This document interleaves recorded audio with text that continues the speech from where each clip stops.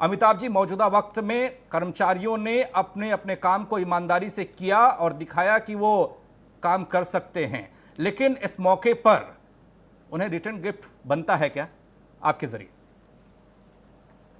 देखिए, जितने भी लोग इस समय देश में जीवित हैं, उनमें से किसी ने ऐसी आपदा नहीं देखी। और जिसने प्लेग देखा, प्लेग का दौर, स्पेनिश फ्लू जिसको कहा गया, वो अब इस दुनिया में नहीं है। अभूतपूर्व, अकल्पनीय, त्रासदीपूर्ण महामारी। इस महामारी में अग्रिम मोर्चे पर कौन लड़ा? डॉक्टर्स लड़े, लेकिन माफ कीजिएगा, सरकारी डॉक्टर लड़े, निजी क्षेत्र के डॉक्टर नहीं लड़े। वो तो दुकान ही बंद कर गए। कंपाउंडर लड़े, नर्स बहनें लड़ी, सफाई कर्मचारी लड़े, सिपाही लड़े, सीआईएसएफ लड़ी, तहसील के कर्मचारी लड़े, राजस्व विभाग के कर्मचारी लड़े।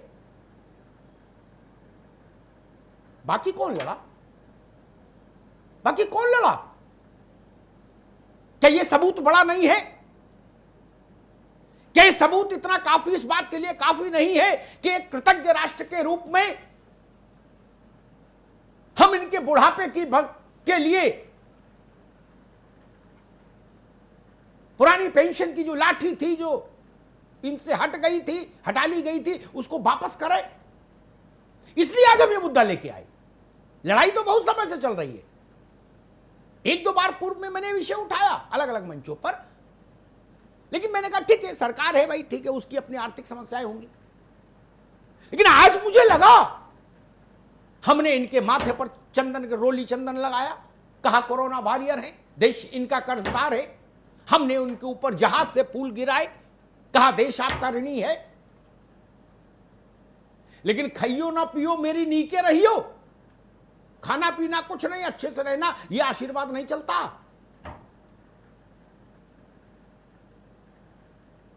65 से ज्यादा पुलिसकर्मी, सिपाही से लेकर और अधिकारी तक महाराष्ट्र में ड्यूटी करते हुए कोरोना के चलते काल के ग्रास बन गए। उनके परिवार क्या करेंगे? उनके परिवार पर तो फूल गिराने कोई नहीं जाएगा। बात गई, रात गई, बात गई। उनके बच्चे और विधवा क्या करेंगी?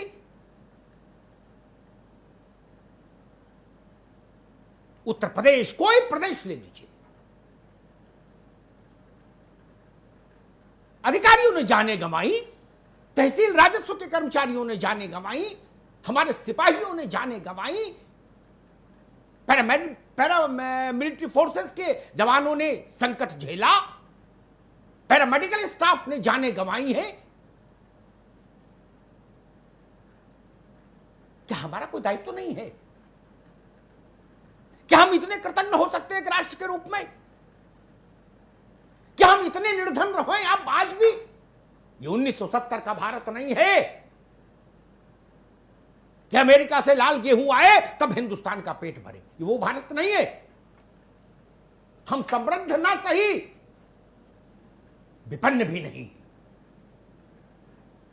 और उतने विपन्न तो नहीं है कि ये देश जिनका कृतज्ञ हो, हम उनके लिए कुछ कर ना सके। इसलिए आज मैं मुद्दा लेके आया, राजनीतिक मतभेदों से परे, पूरे देश के लिए सोच कर देखिए। जब नेता अभिनेता सब कमरे में बैठे थे, सब ऑनलाइन हो गए थे, बोले ऑनलाइन बात करो, ऑफलाइन मुलाकात नहीं होगी, तब चौराहे पर कौन खड़ा था? ट्रैफिक का सिपाही, उत्तर प्रदेश पुलिस का जवान, महाराष्ट्र पुलिस का जवान, बिहार पुलिस का जवान। एयरपोर्ट पर कोरोना का सबसे ज्यादा हाहाकार था। मुंबई एयरपोर्ट और दिल्ली एयरपोर्ट कोरोना से अभिशप्त एयरपोर्ट थे।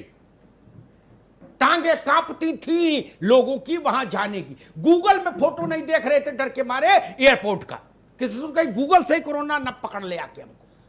वहां कौन खड़ा था? मैंने जाके देखा था आईजीआई पर, परिंदा पर नहीं मार रहा था लेकिन सीआईएसएफ के जवान वहां खड़े थे। क्या एयरपोर्ट की सुरक्षा करते हुए सीआईएसएफ के जवानों की कुर्बानी नहीं हुई? मैंने कहा ना, नेता जा रहा था ना अभिनेता जा रहा था ना उद्योगपति जा रहा था, सब अपने अपने घर में डूबके थे, और घर में भी सबसे अंदर वाले कमरे में, क्योंकि कोरोना दरवाजा खटखटाए तो हम ना मिले। सीआईएसएफ के जवान खड़ा था वहां, सैकड़ों सीआईएसएफ वाले संक्रमित हुए और उसमें कुछ लोग दुर्भाग्यवश शहीद हो गए। कोरोना में ड्यूटी करते हुए जो सरकारी कर्मचारी दिवंगत हुआ है, मैं उसको शहीद की संज्ञा देता हूं। बॉर्डर पर शहीद होने वाला और इस आपदा में शहीद होने वाला मेरे लिए दोनों समान रूप से पूजनीय है। वो सिपाही हो, आईपीएस हो, पटवारी हो, कलेक्टर हो, इससे कोई फर्क नहीं पड़ता। राशन बांटा है, अध्यापकों ने राशन बांटा है कोरोना पीड़ितों को।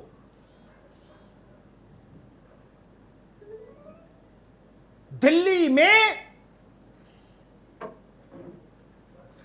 तमाम सरकारी स्कूल के अध्यापक दिवंगत हो गए कोरोना पॉजिटिव होके, जिनकी ड्यूटी अनाज बांटने में लगाई गई थी, खाना बांटने में लगाई गई थी।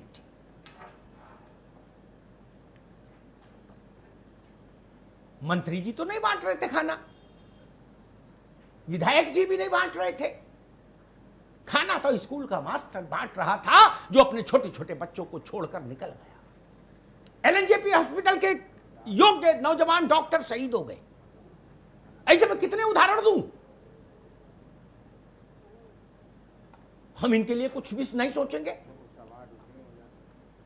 और अगर हम नहीं सोचेंगे तो हम कृतज्ञ राष्ट्र के रूप में इतिहास में दर्ज किए जाएंगे।